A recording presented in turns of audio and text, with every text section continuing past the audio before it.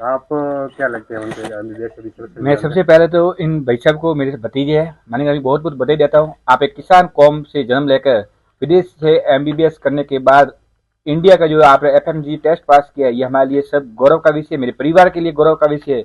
मैं छोटा सा गाँव आकू है, पर जो मेरे परिवार में बहुत दो लोग इंजीनियर है, प्रोफेसर है, और ये अब डॉक्टर बने, तो हमें बहुत खुशी हुई।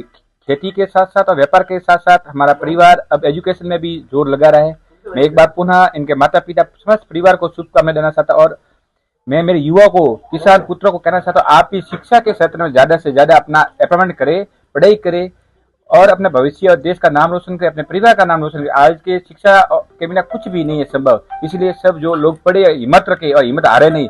हमेशा सफलता और असफलता एक सिक्के के पहलू है, हमेशा असफलता मिलेगी, उसके बाद ही सफलता मिलती है, तब व्यक्ति को पता चलता है कि सफलता कितनी मुश्किल से मिली है। इसलिए हमेशा अपना मतलब पूरा 100% प्रयोग समय दे।